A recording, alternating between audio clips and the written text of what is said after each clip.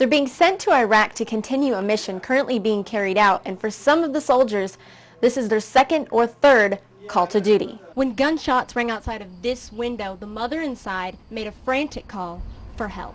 When the flooding's at its worst, the residents who live here say the water came up to about as tall as this fence. Troopers say the impact of this crash was so severe the other driver's bumper is still attached. Still grieving from their loss, the family of Adrian Reynolds says they're not surprised about Nathan Gaudette's upcoming release. At the end of the night, when it's time to go home and you see someone who's thinking about getting behind the wheel, take these away. There's 21 Xboxes sitting right here, and according to the owner, that's pretty unusual, because normally this time of year he'll have about 4 or 5. This means if you're one of those who puts the pedal to the metal at intersections like that one, you'll want to change that. Right now the registration area here is pretty empty, but that'll all change in the morning.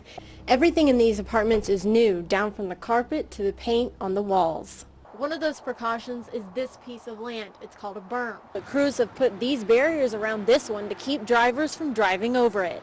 Quad City gas prices in January 2008 averaged $3.09 a gallon, and right now the average is $1.61. The governor gave some motivational words to campaign volunteers and says despite a fast approaching election day, their campaign is far from over. When gunshots rang outside of this window, the mother inside made a frantic call for help. Kim Maggio Taylor says she hasn't slept for more than 24 hours after hearing gunshots inches from her home. And it sounded like bullets right there, because the gun was fired right there. This was the scene last night as investigators went door to door on the 1000 block of West 6th Street, searching for clues as to what happened.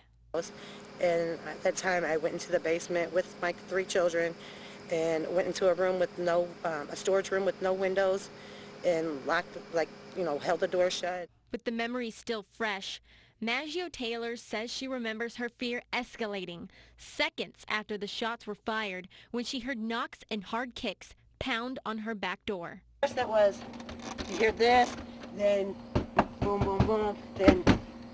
No one got in. However, Maggio Taylor says she still doesn't know who was pounding on her door or why. But after last night, this mother says the incident was the last straw. There's nothing that we can do. We are in the process of moving. And now that another day has come and gone, tonight she still fears for her children's lives. My kids are scared. My kids are real scared. In Davenport, Kimberly Brown, Fox 18 News. Still grieving from their loss, the family of Adrian Reynolds says they're not surprised about Nathan Gaudette's upcoming release. This is a letter regarding Nate, that he will be released on Tuesday, November 11th. Looking ahead at that day, Adrian Reynolds' stepmother, Joanne Reynolds, says this is something she and her family didn't want to happen. It's not what we want, but it's something that we have to live with. She says her family is still feeling the pain of losing Adrian and now only has a few memories of her to look back on. On the top of this picture right here is Adrian when she was about 5. With their focus now on preserving her memory, she hopes she and Gaudette never cross paths. There's a lot of anger. There's times you just want to run and just run and scream. You wish you could just scream because you're hurt inside. But there's nothing that's going to bring her back. Reynolds says they just want to remember Adrian, the outgoing person she was. We don't want no apology. We want no contact from him ever. Because Adrian, she didn't have a chance. And for the family, Reynolds says talking about Adrian helps keep her memory alive and that their community has been supportive. In the newsroom, Kimberly Brown, Fox 18 News. At the end of the night when it's time to go home and you see someone who's thinking about getting behind the wheel, take these away. That's the message from a mother who suffers a great loss. Okay, this is my son. It's been 6 years since Elaine Arp's son was killed by a drunk driver. He leaves 2 children behind only to remember him with pictures. And that's his son. And tonight she hopes those who drink and think about driving remember these words. It's just too much of a gamble. Accidents can just happen at just the spur of the moment, and just one silly or one slip and people's lives are just ruined forever. For her and many others who have lost a loved one from a drunk driver, they are the real victims. That's what police want to stop from happening. Ultimately, it's the innocent. It's usually the innocent people that get injured or killed in drunk driving collisions. Illinois State Police are going to be patrolling all areas tonight and primarily looking for drunk drivers, people who need to be off the roads to prevent crashes, so families like this one aren't left with old memories to rely on during the holidays. There's always a part of my heart that will always be empty. Can't ever replace it. Never fill it up. And according to state police, tonight is one of their busiest nights for drunk drivers, and their main mission is keeping everyone safe. In the Quad Cities, Kimberly Brown, Fox 18 News. Along with her neighbors, Selena DeGeeter came to tonight's public meeting and described to city officials what happens to her home when it rains. But the water, I mean, it's all going to come down. Looking back at the pictures she sent to the city, she says she doesn't want a repeat of last June. From, the bathroom, we started hearing gurgling, and we came outside and we were horrified to see as far as you could see, and again, this is 11:30 at night, all you could see was water. She describes it as a scary night. She says all she could see was water all around her home. When the flooding's at its worst, the residents who live here say the water came up to about as tall as this fence. They say it came up to right about here or about waist deep. She says the floodwaters damaged her finished basement. In the basement, water started coming up through the shower base and the toilet, and it was not a trickle. It was basically just pouring out. And like many in her neighborhood, they're worried about the next heavy rain. They hope after tonight's meeting, city officials will be able to come up with a solution. In Davenport, Kimberly Brown, Fox 18 News.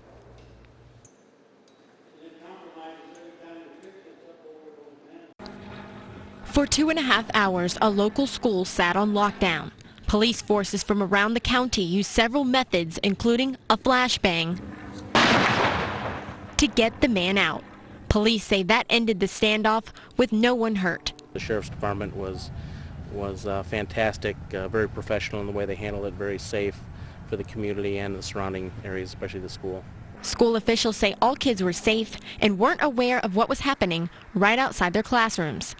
There was no panic or anything like that. They just went about normal business for a couple of hours. Teresa Biles sat in her home across the street and waited nervously for it to end while her son stayed in school. I was concerned for my son and for the kids at the school. I phoned the school at that time and they said they had been notified. She says she was happy with the school's quick action and was assured all kids were safe. She said there was an officer in the building and that the kids were shifted more towards the north side of the school. So I knew the kids were safe and my child was safe at that time.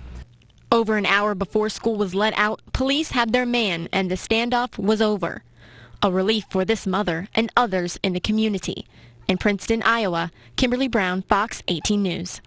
They're being sent to Iraq to continue a mission currently being carried out, and for some of the soldiers, this is their second or third call to duty.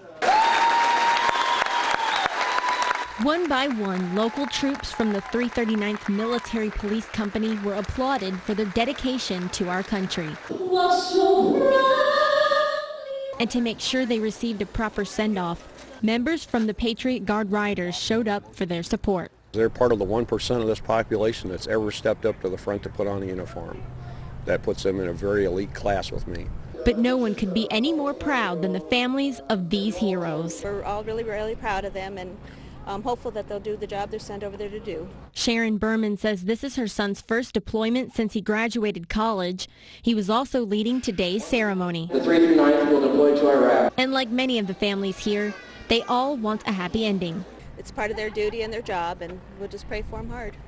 And when they come home, the families and members of the Patriot Guard Riders will be waiting. As an old Marine, all I can say is hoorah! And the 339th Company will be gone for more than a year. In the newsroom, Kimberly Brown, Fox 18 News. Residents of the Manser Wood community are breathing a sigh of relief tonight. Their homes have been restored and ready for move-in. A lot of the residents, I know that some are moving back. I've heard it's just like Christmas. Apartment officials and Blaze Restoration performed a ribbon cutting this afternoon to celebrate.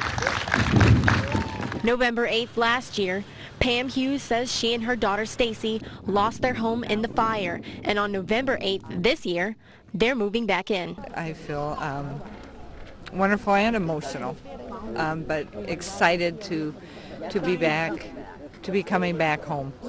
Everything in these apartments is new, down from the carpet to the paint on the walls. Hughes says she and her daughter have lived several places in the past year, but none compare to a place of their own. You know, when you're in your own comfort zone and it was disrupted. Looking at the new building, Joe Doppler says he hasn't forgotten what happened last fall, but was out here today to be supportive and welcome new members. I feel good about, getting some new neighbors, kind of interested in see who's going to be moving in. They say it's been a long year and are ready to get back to normal. In Carbon Cliff, Illinois, Kimberly Brown, Fox 18 News. This right here is one of our brand new radios, and it used to sit right about here. Illinois State Trooper Daryl Scruggs' squad car sits mangled at the district's headquarters. Officers say it's hard to see it and not worry this could happen to them. It's a grim reminder when something like this happens so close. Trooper Jason Wilson says officers hear about crashes where the unimaginable happens, but never thought it would happen to one of their own. And we'll hear about things like this. We as officers will even see the squad car crashes on the news. Sometimes you don't think that it could happen to you. Troopers say the impact of this crash was so severe the other driver's bumper is still attached. Now they want to make sure it doesn't happen again. They have to understand that when we're out there working on the interstates, we're trying to make their lives safer, and in turn we just ask the simple task of them moving over and slowing down. Wilson says drivers must take this law seriously and take action when they approach any vehicle on the side of the road. It's only going to be an extra 3 seconds of their life maybe, and it could turn into a life-altering situation. Otherwise, the next officer hit may not be so lucky. In East Moline, Kimberly Brown, Fox 18 News. The governor gave some motivational words to campaign volunteers and says despite a fast approaching election day, their campaign is far from over. In front of a crowded room of supporters, Governor Culver says he needs all volunteers to continue pumping Democratic energy. We've got work to do. As an old coach, the game's not over until the scoreboard reads 0-0-0. And so I ask all of you to do everything you can between now and 9 o'clock on Tuesday night to make sure we deliver. Campaign workers say they're excited by today's extra boost and already have their work cut out for them. Phone calls and making sure people have gotten out if they have absentee ballots, making sure they've done that, making sure that everybody's registered to get in the vote, to put all these people that we need to support us and to bring us to another level into the White House. Hoping their work pays off, all are geared up for the big night. This could be one of the best elections since 1964. I really believe that we're going to sweep from the White House to courthouses across this state and across the country. The trends are very, very positive. Governor Culver says despite what happens next Tuesday, he just wants Democratic supporters to be positive. In the newsroom, Kimberly Brown, Fox 18 News. We lost everything. We had brand new couches, refrigerators, stove, bed. Jeff Ellsbury is talking about his home. It was destroyed last March by floodwaters rising on the Rock River. He's been trying to repair his house since. They had water up to 27 inches fill their home. 27 inches, right to there. Now they're concerned they will have to evacuate again and relive the nightmare. Homeowners say after they evacuated, they came home and saw a layer of ice on the table. They say that's how they knew the water rose quickly and fast. And that's what's the scary part. Unfortunately, the threat of ice melting and waters rising will continue for the next 48 hours, according to the National Weather Service. Yeah, we're worried about it. We keep an eye on it. I mean, we sit here at the kitchen table and look at the river, seeing how well it's flowing. The Ellsburys monitor the river levels closely on a daily basis and rely on other precautions to protect their home. One of those precautions is this piece of land. It's called a berm. Homeowners say it's been here since they've moved in, and even though it didn't help last March, they're hoping that it will help any future flooding this next year. As they try and get back to normal, they say it's been tough. They're living in their camper to be close to their house while they renovate. That was our home. But they say all they can do is wait and hope for the best. In Moline, Kimberly Brown, Fox 18 News. The new year means new changes. It's just day one for red light cameras at Brady Street and Kimberly Road. Just one of many places cameras are patrolling. This means if you're one of those who puts the pedal to the metal at intersections like that one, you'll want to change that. And some already have. Usually I just punch it and go through them, but now I gotta slow down and kind of watch my lights. Some like the safety bonus it brings to the roads. I'm all for it. You don't have to worry if you're not violating the law. But others think drivers will remember where the cameras are and obey the law only at those locations. When it's just like this light or that light, the major intersection ones that they do, they're going to learn where those are at, and they're not going to, they're not going to rush through those as much, but all the other ones they will. But what frustrates Mike Hitchcock is the way violators are ticketed. He doesn't like that the cameras ticket the vehicle instead of the driver. One thing I have against them red light cameras is somebody else was driving my car and I got the ticket. And I don't understand that part of it, but I paid it anyway. He says since the cameras are back on, he will just have to deal with it. In Davenport, Kimberly Brown, Fox 18 News. Quad City gas prices in January 2008 averaged $3.09 a gallon, and right now the average is $1.61. Some of the gas prices on our Fox 18 gas tracking map are even lower than that, and that means good news to drivers. Never did expect it to get this low. This is great. Compared to last year, filling up isn't quite as painful. That's because gas prices have lowered from last year at this time. Gas station owners like the one here at Gas America say the price today is almost half of what it was last January. A year ago, we have a $2.85 and now $1.57. He says less driving is part of what drove the prices down, and now some who drive more than others are spending half the amount. Instead of paying $40-some for fill up, I could pay around $20, $22. But the extra money means upgrades for others. I actually put some of the good grade gas in my car now instead of the cheap stuff. Now if you go to our website at KLJB.com, click on the link where it says Fox 18 Gas Tracker. From there it'll give you a list of the top 10 cheapest gas around town. It'll also show you a map of the locations and their price. In the newsroom, Kimberly Brown, Fox 18 News. No city in the Quad Cities is immune to these pesky potholes. This prompted crews like this one in Davenport to tackle the problem. They laid asphalt into the potholes on Pine Street. That was just one road of many they were patching up. This was a top priority due to the volume of holes out there.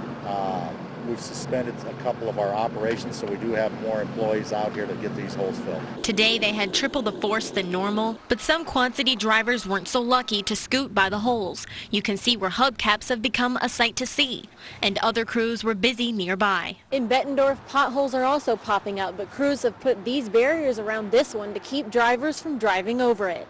Across the river in Moline, drivers say they've not only noticed them, but say they're changing for the worse. The potholes are very deep. They're getting wider and deeper. You can't avoid them. They're everywhere. Normally or typically you try to dodge them, but there's no dodging. Moline crews say their trucks were out patching over the weekend and will continue, but some potholes still remain. In the Quad Cities, Kimberly Brown, Fox 18 News. Organizers are calling on more volunteers than ever this weekend. Yeah, we have quite a few groups lined up here to take care of the extra load that we're anticipating. They say they expect more than 600 families to register for Toys for Tots over the next 72 hours. It'll probably be pretty chaotic. We'll have registration going. Well, right now the registration area here is pretty empty, but that'll all change in the morning. Each weekend, coordinators say they see a steady increase of about 100 families as they get closer to Christmas. Right now, they've registered more than 8,000 kids, and to keep up with high demand, they need more donations, especially the newborn to 2-year-old group and 10 to 12-year-olds. We're really having trouble keeping those toys in, so if they can get out there and get the donations, that's what we're really focusing on. Of course, they will take all donations. Since this is the last weekend of registration, they need all the help the community can give. In Bettendorf, Kimberly Brown, Fox 18 News. The Illinois governor's arrest stunned many today, but for someone who's had a rocky past with Blagojevich, claims he saw this coming. I've said right along I thought the governor was headed for jail. Today, Illinois State Senator Mike Jacobs paid close attention to the coverage of the arrest. Jacobs says despite the serious accusations against the governor, he doesn't think Blagojevich will resign. Instead, he thinks the governor will fight to keep his spot in government. I can tell you that whatever I say is always lawful. But taxpayers may not have the same trust in him again. And Jacob says with Blagojevich's approval rating at a mere 13%, he cannot believe the governor would let history repeat itself. The taxpayers should be put ahead of the politicians. And if the governor didn't get the memo on that, he should have just watched what happened to Governor George Ryan. Now he urges parents to use what happened as a lesson for their kids. Explain to them how your actions have consequences. In Moline, Kimberly Brown, Fox 18 News. It was an extreme disappointment for city leaders to see the governor arrested, but one day later they say they're concerned about projects promised by Governor Blagojevich years ago. We've been long overdue. We've been promised it since his first term. He's in his second term now. We have needs. He's made the promises. It's been 5 years since East Moline Mayor John Thotos says he was promised a school in District 34 to be built in Silvis. He says they need a school there. Without that bill, there's no money to pay for these big projects. Another school is waiting to be built in Moline. It's the new Quad City campus for Western Illinois University. Right now, the land sits waiting.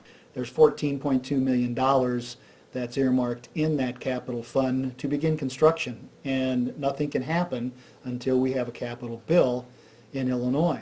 Moline Mayor Don Welvert says he needs lawmakers to find money for a bill to get the ball rolling on this much-needed project. The critical need actually is the classroom space and the buildings themselves, and that's what everyone is just so desperately in need of, is to get construction started on the university. Without the state-funded capital bill, they say the only other option is if President-elect Barack Obama comes up with a bill where specific money is allocated for schools.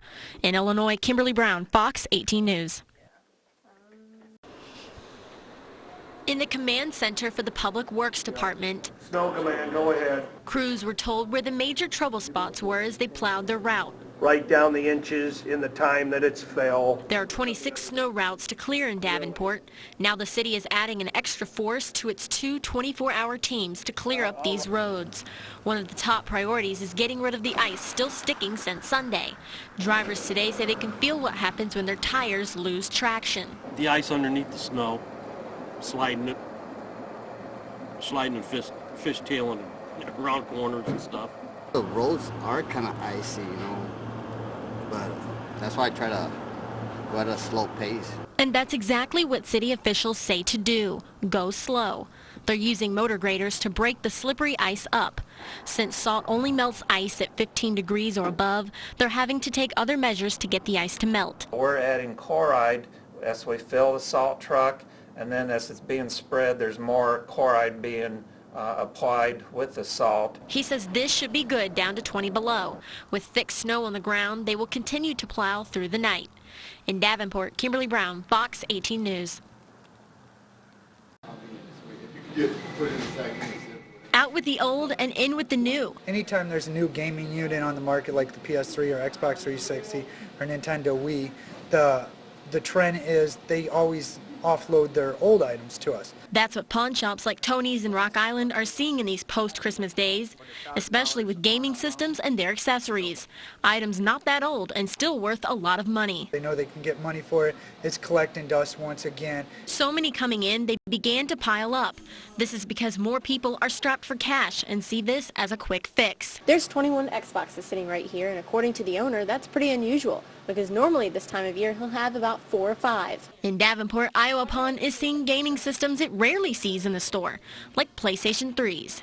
With a down economy, people are in more need of the money they can get for these systems. If they've gotten certain Christmas gifts that they're not happy with or don't want, and they don't have receipts for it or something like that, they'll bring it to us and trade it in towards something else. And that includes new ones like this Wii. How's it going? It's Christmas gifts like these that managers say they're surprised to see because they're so popular. In the Quad Cities, Kimberly Brown, Fox 18 News.